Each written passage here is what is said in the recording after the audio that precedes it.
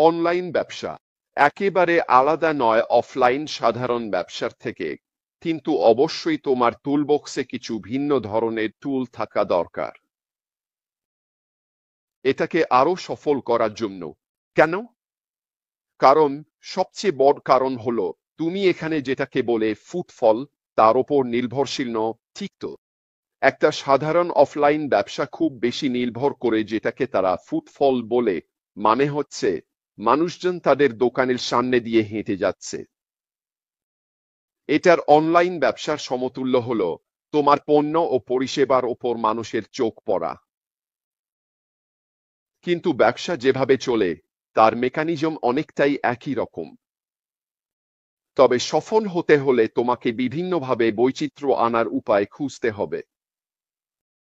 তাহলে চল দেখি অনলাইন যে কোনো ব্যবসায় সফল হতে গেলে কোন কোন বিষয়গুলো অবশ্যই জড়িত থাকে, আর সফল হতে গেলে এই বিষয়গুলোর শক্তিশালী সমন্বয়ও দরকার। এটা শুধু একটা বিষয় নয়, বরং এদের সমন্বয়। এর মধ্যে একটি হলো সুস্পষ্ট ব্যবসায়িক পরিকল্পনা। এখন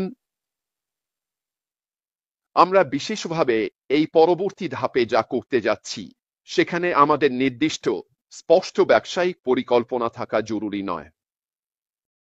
কেন? কারণ আমরা আসলে বলতে গেলে রূপক অর্থে পিগিব্যাক করছি। আমাদের সিইও যেটা করছেন সেই ব্যবসার সঙ্গেই আমরা যুক্ত হতে যাচ্ছি। তার একটি ব্যবসায়িক পরিকল্পনা আছে। যে সাফল্যের অংশ আমরা হতে যাচ্ছি তার জন্যই এই পরিকল্পনা। আমরা আমাদের নিজস্ব অংশের জন্য যেখানে আমরা যেতে যাচ্ছি সেখানে আমাদের ব্যবসার জন্য একটি পরিকল্পনা তৈরি করে আমাদের দায়িত্ব পালন করতে পারি। এছাড়াও আমাদের কার্যকর বাজার কৌশল থাকতে হবে। এটা যেমন কর্পোরেট দিকের জন্য প্রযোজ্য, তেমনি আমাদের নিজেদের জন্য প্রয়োজন। আমরা তো ইতিমধ্যেই বিভিন্ন বাজার কৌশল নিয়ে কথা বলেছি, তাই না, যেগুলো বর্তমানে প্রচলিত আছে। আমি বিশেষভাবে এআই মার্কেটিং কৌশল নিয়ে আলোচনা করেছি এবং সেটিকে বিস্তৃত করেছি, কারণ আমি দৃঢ়ভাবে বিশ্বাস করি কোনো না কোনোভাবে কোনো না কোনো রূপে এটাই ভবিষ্যতের পথ হতে চলেছে। সেটা হবে কিনা আমাদের দেখা জিনিসের অংশ, অথবা এটা এমন কিছু হতে পারে যা আমাদের করতেই হবে। আমরা এখনো জানি না, কিন্তু একটা বিষয় নিশ্চিত, ভালো মার্কেটিং কৌশল থাকাটা অনলাইনে সফল হওয়ার জন্য অবশ্যই গুরুত্বপূর্ণ। এটা সেই বিষয়গুলোর একটি যেটা আপনাকে বুঝতে হবে এবং আপনার সফলতার জন্য কার্যকর হতে হবে। এছাড়াও ব্যবহারকারী বান্ধব ওয়েবসাইট এটা অত্যন্ত গুরুত্বপূর্ণ। আপনি যদি মনে করেন আমি সেদিন এসইও নিয়ে কথা বলছিলাম, সার্চ ইঞ্জিন অপটিমাইজেশন।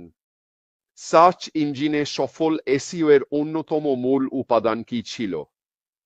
সেটা হলো আপনার ওয়েবসাইটে ব্যবহারকারীরা যে অভিজ্ঞতা পান। মানুষ যদি আপনার ওয়েবসাইটে বেশি সময় কাটায় তাহলে সেটার বিশাল প্রভাব পড়ে, কারণ তখন অ্যানালিটিক্স আপনাকে র্যাঙ্কিংয়ে উপরে তুলতে সাহায্য করে। কারণ এগুলো সবই একে অপরের সাথে জড়িত। আমি যেসব বিষয় এখানে তুলে ধরছি সেগুলোর প্রত্যেকটিরই আলাদা ভূমিকা আছে আপনার ব্যবসার সফলতার জন্য। এবং শেষ যে বিষয়টি খুবই গুরুত্বপূর্ণ তা হলো গ্রাহক সন্তুষ্টির ওপর ফোকাস করা। আমি সত্যিই বিশ্বাস করি আপনার গ্রাহকরা যত বেশি সন্তুষ্ট হবেন তারা তত বেশি খুশি হবেন এবং আপনার ওপর তত বেশি আস্থা রাখবেন। আপনার পণ্য ও পরিষেবার সাথে তাদের মানানসই করে তুললে এতে গ্রাহকদের কাছে বিক্রি করার সক্ষমতা আরও বাড়ে। যদি তারা খুশি থাকে, যদি তারা আপনার কাজ বা বিক্রি করা জিনিসে সন্তুষ্ট থাকে, এবং এটা কর্পোরেট দিকেও প্রযোজ্য, কারণ তারাই সেই পণ্য ও পরিষেবা তৈরি করবে যেগুলো আমরা আবার বিক্রি করব। আর যদি সেগুলোর মান এমন হয় যে গ্রাহক খুব খুশি হন, তাহলে কি হয় জানেন? এটা আপনার কাজেরই একটা অংশ যে আপনি তাদের এমন কিছুতে পরিচয় করিয়ে দিয়েছেন যাতে তারা সন্তুষ্ট হবে। তাহলে চলুন এগুলো একটু একটু করে বিশ্লেষণ করা শুরু করি। তাহলে চলুন আপনি যা অর্জন করতে চাইছেন তার ব্যবসায়িক পরিকল্পনা ও কৌশলগত দিকটা দেখে নিই। বাজার গবেষণা আসলে আপনার লক্ষ্য শ্রোতা, তাদের চাহিদা এবং আপনি যেখানে প্রবেশ করতে যাচ্ছেন সেই প্রতিযোগিতামূলক পরিবেশ বোঝার সঙ্গে সরাসরি সম্পর্কিত। আপনার পণ্য ও পরিষেবা অন্যদের তুলনায় কেমন? এটা সত্যিই অপরিহার্য। আমি নিশ্চিত এবং আমি জানি আমাদের সিইও জানেন তার প্রতিদ্বন্দ্বীরা কারা এবং তিনি কিভাবে সেই কৌশলের সঙ্গে মানিয়ে নিচ্ছেন যেখানে তিনি বাজারে অবস্থান নিতে যাচ্ছেন। আপনি ইতিমধ্যেই তাকে বলতে শুনেছেন, আমরা যা নিয়ে আসতে যাচ্ছি তা খুবই বিপ্লবী হবে। এটা অনেক মানুষের ধারণা বদলে দেবে, কিভাবে জিনিসপত্র চলবে সবকিছুই বদলে যাবে। কারণ তিনি ইতিমধ্যেই দেখে নিয়েছেন আমরা বাজারে কোথায় আছি। আসলে তার জন্য এটা প্রায় সবচেয়ে গুরুত্বপূর্ণ অংশ, কারণ আমরা যে পণ্য ও পরিষেবাগুলো আনতে যাচ্ছি এবং তিনি জানিয়ে আসছেন সেগুলো অন্যান্য প্রতিদ্বন্দ্বীদের সঙ্গে টক্কর দেবে। এবং এজন্যই খুবই গুরুত্বপূর্ণ যে আমরা যেন লক্ষ্য শ্রোতাদের বুঝতে পারি, গবেষণা করা হচ্ছে এবং আসলে তাদের চাহিদা কি সেটাও জানি। আপনি যদি অনেক আগের কথা মনে করেন তখন কি হয়েছিল? তিনি কি বলেছিলেন? তিনি বলেছিলেন যদি এর চাহিদা থাকে আমরা সেটা তৈরি করব। অর্থাৎ আপনার লক্ষ্য দর্শকদের জানার কোনো প্রয়োজন নেই। তাহলে তারা তাদের সময় নষ্ট করবে না কিছু তৈরি করতে এবং সেটা মানুষের কাছে পৌঁছাতে। যদি সত্যিই তার কোনো চাহিদা না থাকে তাহলে সেই প্রাথমিক গবেষণাটা খুবই গুরুত্বপূর্ণ। কারণ আপনি এমন এক পরিবেশে যাচ্ছেন যেখানে প্রতিদ্বন্দ্বী আছে এবং এটা অত্যন্ত জরুরি যে আপনি না। ব্যবসায়িক পরিকল্পনা। 1 সেকেন্ড অপেক্ষা করুন সবাই। ওহো 1 সেকেন্ড, আমি একটু ব্যাকগ্রাউন্ডটা সেট করে নিই। ঠিক আছে, এবার হয়ে গেল। আরও একটা ব্যাপার হলো আপনাকে অবশ্যই একটা স্পষ্ট ব্যবসায়িক পরিকল্পনা থাকতে হবে। আপনার লক্ষ্য, কৌশল এবং আর্থিক পূর্বাভাস স্পষ্টভাবে উল্লেখ করা একটি রোডম্যাপ খুবই গুরুত্বপূর্ণ। আমাদের জন্য আমি মনে করি লক্ষ্য ঠিক করে নেওয়াটা খুবই জরুরি। ঠিক আছে, আমি আসলে মনে করি আমাদের এটাই দেখা উচিত। মানে আমি যেটা বললাম সেটা আমরা যেন ঠিক করি। আমাদের লক্ষ্য কি? আমাদের উদ্দেশ্য কি? আমরা আমাদের অনলাইন ব্যবসার মাধ্যমে কি অর্জন করতে চাই? এইগুলো স্পষ্ট করা। আমি এটা বলছি কারণ 1 সেকেন্ড একটু অপেক্ষা করো। আমি এটা বলছি কারণ জিন আমাকে মেসেজ করছে। হ্যাঁ, ঠিক আছে জিন, আমি পেয়ে গেছি। একই সাথে এটাও আমি ঠিক করে নিচ্ছি। একসাথে অনেক কাজ করা।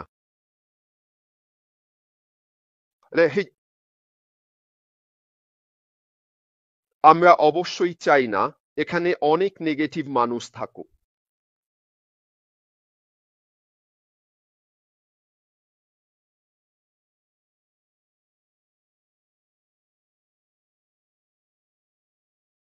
এই নাও।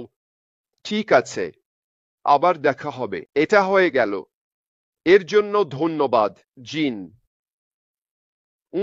আসল কারণ হচ্ছে আমাদের স্পষ্ট ব্যবসায়িক পরিকল্পনা ও রোডম্যাপ দরকার। কারণ এতে আমাদের লক্ষ্য, কৌশল এবং আর্থিক পূর্বাভাস ঠিক করা যায়।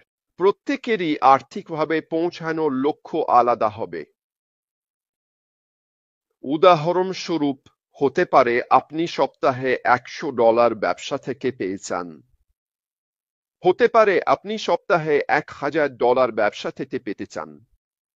হতে পারে আপনি সপ্তাহে $1,00,000 ব্যবসা থেকে পেতে চান। আপনার কৌশল যেদিকে যাচ্ছে সেটার দিকেই আপনাকে মনোযোগ দিতে হবে। অন্য সবার লক্ষ্য আলাদা হবে। প্রত্যেকেরই অর্জনের লক্ষ্য ভিন্ন হবে। আর জানেন কি, এটা একদম ঠিক আছে। একটাই সমাধান সবার জন্য কার্যকর হয় না, এবং এটাই আমাদের ব্যবসার আরেকটা সৌন্দর্য।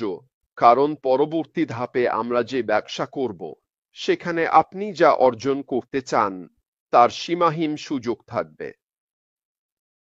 এটাই নতুন ব্যবসার আরেকটি দিক, আরেকটি মাত্রা, যা আমাদের অন্যদের থেকে, অন্য প্রতিযোগীদের থেকে আলাদা করবে।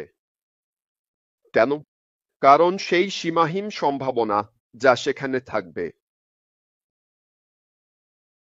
নিশ নির্বাচনও আপনার কৌশল এবং ব্যবসায়িক পরিকল্পনার অংশ। কেন? কারণ আপনি যদি কোনো নির্দিষ্ট দক্ষতার ক্ষেত্র বা পণ্যের ধরন বেছে নেন, যেখানে আপনি মনোযোগ দিতে পারেন এবং যা আপনাকে আলাদা করে তুলতে ও নির্দিষ্টভাবে সেই শ্রোতাদের লক্ষ্য করতে সাহায্য করবে, তাহলে সেই পণ্য বিক্রিতে আপনার সফল হওয়ার সম্ভাবনা অনেক বেশি থাকবে। আমি সাধারণ ভাষায় কি বোঝাতে চাই? ঠিক আছে, ধরা যাক আপনার আছে, চলুন আবার ফিরে যাই খানেতের কথায়। সেটা কি ছিল? ঠিক আছে, ওটা ছিল একটি নির্দিষ্ট পণ্য যা নির্দিষ্ট শ্রোতাদের নির্দিষ্ট চাহিদার জন্য লক্ষ্য করেছিল। ঠিক আছে, আমাদের কাছে এমন অনেক ধরনের পণ্য থাকবে যেগুলো মানুষের নির্দিষ্ট চাহিদার জন্য খুবই উপযোগী।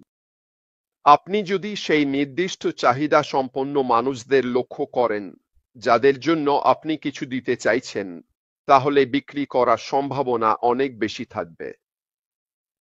একটা বড় পণ্যের তালিকা তৈরি করে অনেক মানুষকে একসাথে টার্গেট করার চেয়ে, আপনি যদি নির্দিষ্টভাবে ঠিক কি করতে চাইছেন সেই বিষয়ে স্পষ্ট থাকেন, তাহলে সেটা অনেক বেশি কার্যকর হবে। ঠিক আছে, ওয়েবসাইটের শব্দচয়ন, বিক্রির কিওয়ার্ড, কৌশল, সবকিছুতেই নির্দিষ্টভাবে লক্ষ্য রাখতে হবে। আপনি যে একটি নির্দিষ্ট পণ্য বিক্রি করতে চাইছেন, সবকিছুই সেই পণ্যকে কেন্দ্র করেই টার্গেট করা হবে। এবং এটা ভালো, কারণ মানুষ সক্রিয়ভাবে সেই নির্দিষ্ট জিনিসটাই খুঁজবে যেটা আপনি তাদের কিনতে অফার করছেন।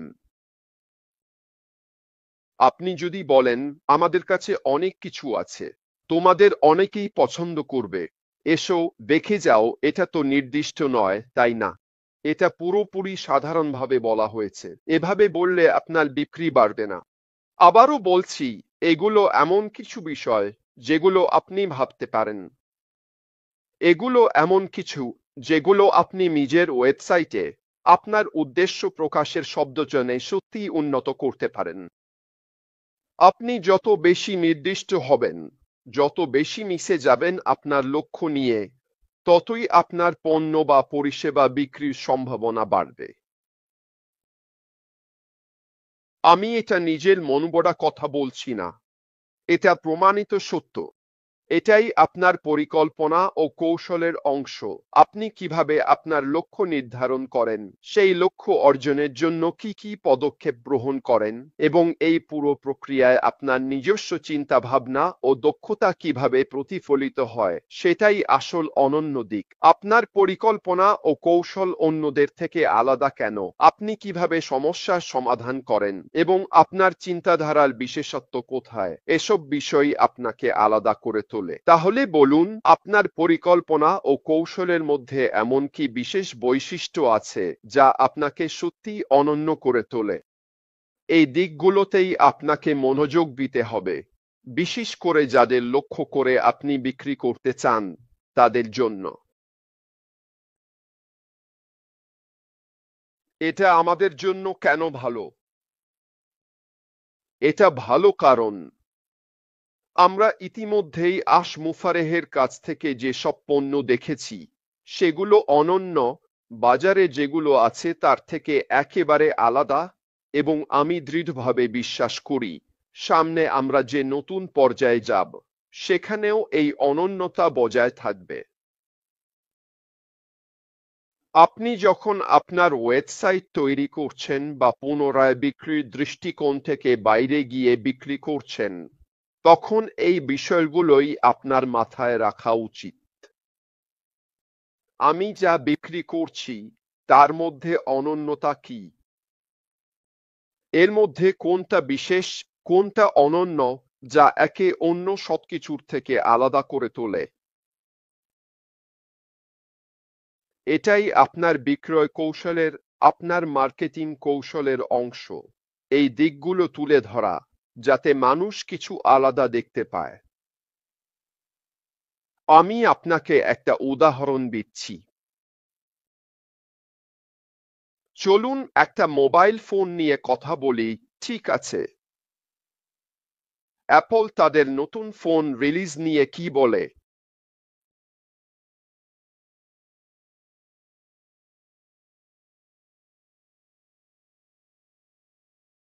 তারা এই রিলিজের সময় ঠিক কি করে?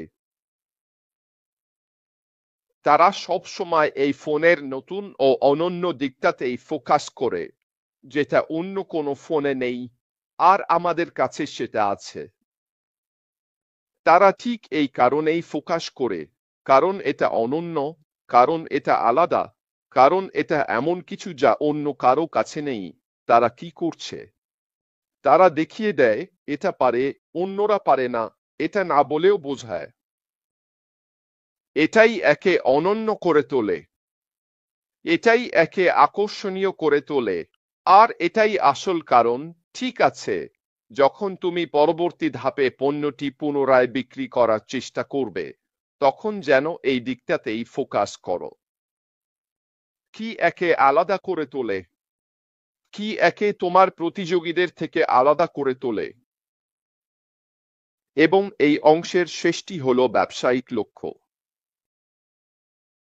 তোমার অনলাইন ব্যবসার জন্য স্পষ্ট ও পরিমাপযোগ্য লক্ষ্য নির্ধারণ করা, যেমন ব্র্যান্ড সচেতনতা, গ্রাহক সম্পৃক্ততা এবং বিক্রয়ের, এই লক্ষ্যগুলোর খুবই গুরুত্বপূর্ণ অংশ। স্পষ্টতই সবাই চায় একটি আর্থিক লক্ষ্য রাখতে। সবাই চায় তাদের ব্যবসায় নিজস্ব সাফল্য অর্জন করতে। কিন্তু যদি তুমি স্পষ্টভাবে নির্ধারণ করো কি কি লক্ষ্য আছে এবং সেগুলো যেন পরিমাপযোগ্য হয়। ঠিক আছে, পরিমাপযোগ্য লক্ষ্য বলতে কি বোঝায়? এর মানে হলো ধাপে ধাপে নির্ধারণ করা। যেমন ধরো, একটা আর্থিক লক্ষ্য দিই। উদাহরণস্বরূপ, আমি আমার অনলাইন ব্যবসা থেকে মাসে 1 লাখ টাকা আয় করতে চাই। তুমি সরাসরি গিয়ে বলতে পারো না, আমি আমার অনলাইন ব্যবসা থেকে মাসে 1 লাখ টাকা উপার্জন করতে চাই। তুমি কি শুরু থেকেই এই লক্ষ্য নিয়ে সফল হওয়ার সম্ভাবনা রাখো? এবং এর সঠিক উত্তর হলো না, কারণ এটা কোনো পরিমাপযোগ্য লক্ষ্য নয়। এটা অনেক দূরের কথা। তুমি তো কেবল শুরু করেছো, তাই এটা অবাস্তব ভাবা যে হঠাৎ করেই তুমি শুরু থেকেই মাসে 1 লাখ টাকা উপার্জনের পর্যায়ে চলে যাবে। তাই তোমাকে এমন ছোট ছোট পরিমাপযোগ্য লক্ষ্য ঠিক করতে হবে, যেগুলো তুমি অর্জন করতে পারো এবং একটার পর একটা এগিয়ে যেতে পারো, তারপর পরবর্তী পরিমাপযোগ্য লক্ষ্যে যেতে পারো। তাহলে আমি নিজেকে বলতাম, আমি চাই আমার প্রথম মাসে আমি 5টা বিক্রি করতে চাই। আর এই 5টা বিক্রি আমাকে, ধরো, প্রথম মাসে $200 এনে দেবে। এটাই আমার প্রথম লক্ষ্য। ঠিক এখানেই আমি থাকতে চাই।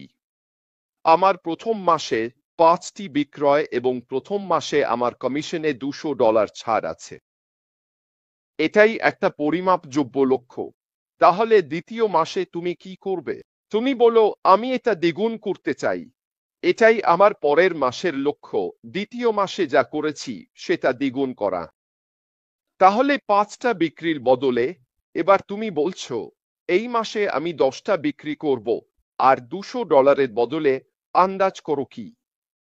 তুমি $400 উপার্জন করছো। আবারও বলছি, এগুলো পরিমাপযোগ্য লক্ষ্য। আর যদি তুমি এইভাবে নির্দিষ্ট লক্ষ্য নিয়ে এগিয়ে যেতে থাকো, তাহলে ভাবো তো তুমি কোথায় পৌঁছাবে।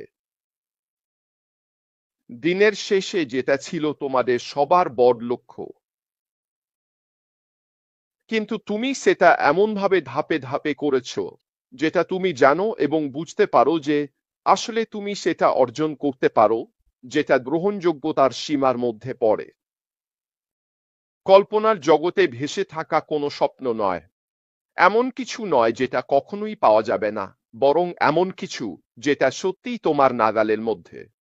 এমন কিছু যেটা তুমি সত্যিই ধরে রাখতে পারো এবং এগিয়ে যেতে পারো, কিন্তু তবুও তুমি তোমার ব্যবসা গড়ে তুলছো যেমনটা তুমি এগিয়ে চলেছ। খুবই গুরুত্বপূর্ণ যে তুমি নিশ্চিত করো তোমার অনলাইন ব্যবসার জন্য নির্ধারিত লক্ষ্যগুলো যেন তোমার বিক্রয় লক্ষ্যমাত্রার অংশ হয়। এটাও গুরুত্বপূর্ণ যে তোমার ব্র্যান্ড সম্পর্কে সচেতনতা থাকে, মানে তোমার ব্যবসা আসলে কি নিয়ে সেটা যেন পরিষ্কার থাকে। ঠিক আছে, আরো গুরুত্বপূর্ণ হলো তোমার গ্রাহকদের সঙ্গে সম্পৃক্ত হওয়া। এটা শুধু বিক্রির ব্যাপার না। একটা বিক্রি মানে একটা বিক্রি, ভুল বুঝো না আমাকে। তুমি একটা বিক্রি থেকে টাকা উপার্জন করবে, কিন্তু সেই একজন গ্রাহকের কাছ থেকে নিয়মিতভাবে বারবার বিক্রি হওয়া অনেক বেশি গুরুত্বপূর্ণ। এটাই তোমাকে আরো বেশি অবশিষ্ট আয় এনে দেয়, কারণ একই গ্রাহক নিয়মিতভাবে কিছু না কিছু কিনে যাচ্ছে। তাহলে কিভাবে তুমি গ্রাহকদের তোমার পণ্য ও পরিষেবার পুনরায় ক্রেতা বানাবে? খুব সহজেই, গ্রাহক সম্পৃক্ততা। সমস্যা সমাধানে সময় দেওয়া, নিয়মিত আপডেট দেওয়া এবং নিয়মিতভাবে তোমার গ্রাহকদের সঙ্গে যোগাযোগ রাখা, এসবই তোমার অনলাইন ব্যবসার সফলতার জন্য অত্যন্ত গুরুত্বপূর্ণ। কারণ সত্যি কথা বলতে কি, তাদের হাতে অনেক বিকল্প আছে।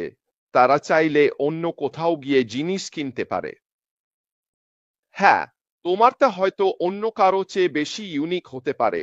আর হ্যাঁ, দামের দিক থেকেও সন্তোষজনক এবং বাকি সবকিছু ঠিক আছে, কিন্তু বাজারে প্রচুর প্রতিযোগিতা আছে।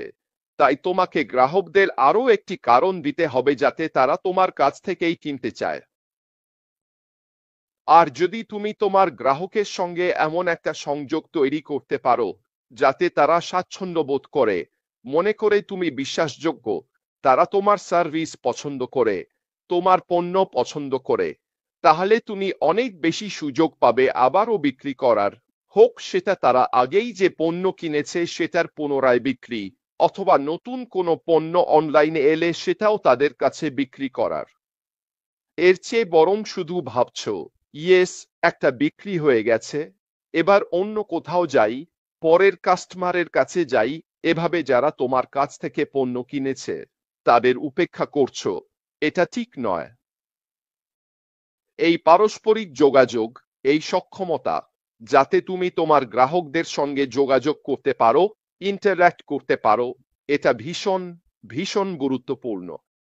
আমরা এটা নিয়ে পরে আরো বিস্তারিত আলোচনা করব। যাই হোক, আপাতত বন্ধুরা, এটি শুধু প্রথম অংশ, ঠিক আছে? অনলাইনে ব্যবসায় সফল হতে গেলে যা যা দরকার তার এটিই প্রথম ধাপ। এছাড়াও আরো 3টি গুরুত্বপূর্ণ বিভাগ আছে যেগুলো নিয়ে আমি আলোচনা করব এবং দেখাবো কিভাবে তুমি তোমার অনলাইন ব্যবসাকে সফল করতে পারো। তুমি যদি তোমার নিজের ব্যবসায় আমি যেসব বিষয় নিয়ে কথা বলছি সেগুলো প্রয়োগ করো এবং সেগুলোকে বিশ্লেষণ করো, তাহলে অবশ্যই তা তোমাকে সফল হতে সাহায্য করবে। যাই হোক বন্ধুরা, আজকের জন্য এটাই ছিল আমার পক্ষ থেকে।